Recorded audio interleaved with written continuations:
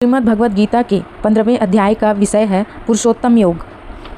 श्री भगवान बोले, आदि पुरुष परमेश्वर रूप मूल वाले और ब्रह्म रूप मुख्य शाखा वाले जिस संसार रूप पीपल के वृक्ष को अविनाशी कहते हैं तथा वेद जिसके पत्ते कहे गए हैं, उस संसार रूप वृक्ष को जो पुरुष मूल सहित तत्व से जानता है वह वेद के तात्पर्य को जानने वाला है। उस संसार वृक्ष की तीनों गुणों रूप जल के द्वारा बढ़ी हुई एवं विषय भोग रूप पोपलों वाली अर्थात शब्द, स्पर्श, रूप, रस और गंध, ये पांचों स्थूल देह और इंद्रियों की अपेक्षा सूक्ष्म होने के कारण उन शाखाओं को पोपलों के रूप में कहे गए हैं।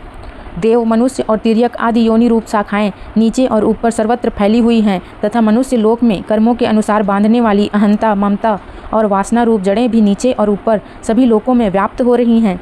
इस संसार वृक्ष का स्वरूप जैसा कहा है वैसा यहाँ विचार काल में नहीं पाया जाता, क्योंकि न तो इसका आदि है और न अंत है तथा न इसकी अच्छी प्रकार से स्थिति ही है। इसलिए इस अहंता, ममता और वासना रूप अति दृढ़ मूलों वाले संसार रूप पीपल के वृक्ष को दृढ़ वैराग्य रूप शस्त्र द्वारा काटकर उसके पश्चात उस परम पद रूप परमेश्वर को भली भांति खोजना चाहिए, जिसमें गए हुए पुरुष फिर लौटकर संसार में नहीं आते और जिस परमेश्वर से इस पुरातन संसार वृक्ष की प्रवृत्ति विस्तार को प्राप्त हुई है, उसी आदि पुरुष नारायण के मैं शरण हूँ। इस प्रकार दृढ़ निश्चय करके उस परमेश्वर का मनन और निधिध्यासन करना चाहिए, जिसका मान और मोह नष्ट हो गया है, जिन्होंने आसक्ति रूप दोष को जीत लिया है, जिनकी परमात्मा के स्वरूप में नित्य स्थिति है और जिनकी कामनाएं पूर्ण रूप से नष्ट हो गई हैं, वे सुख दुख नामक द्वंद्वों से विमुक्त ज्ञानी जन उस अविनाशी परम पद को प्राप्त होते हैं। जिस परम पद को प्राप्त होकर मनुष्य लौटकर संसार में नहीं आते, उस स्वयं प्रकाश परम पद को न सूर्य प्रकाशित कर सकता है, न चंद्रमा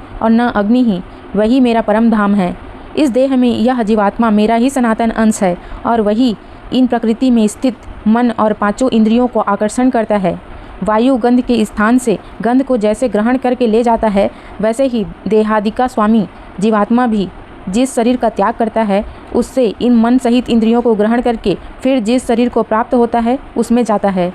यह जीवात्मा श्रोत्र, चक्षु और त्वचा को तथा रसना, घ्राण और मन को आश्रय करके अर्थात इन सब के सहारे से ही विषयों का सेवन करता है।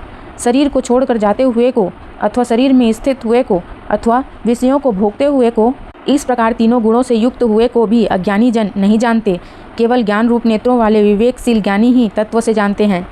यत्न करने वाले योगी जन भी अपने हृदय में स्थित इस आत्मा को तत्व से जानते हैं, किंतु जिन्होंने अपने अंतःकरण को शुद्ध नहीं किया है, ऐसे अज्ञानी जन तो यत्न करते रहने पर भी इस आत्मा को नहीं जानते। सूर्य में स्थित जो तेज संपूर्ण जगत को प्रकाशित करता है तथा जो तेज चंद्रमा में है और जो अग्नि में है, उसको तू मेरा ही तेज जान।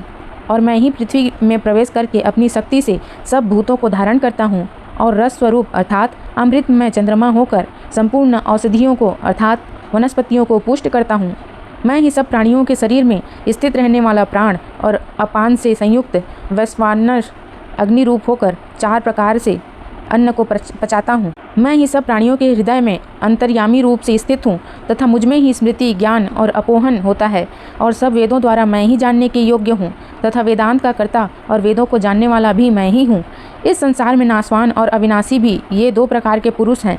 इनमें संपूर्ण भूत प्राणियों के शरीर तो नाशवान और जीवात्मा अविनाशी कहा जाता है।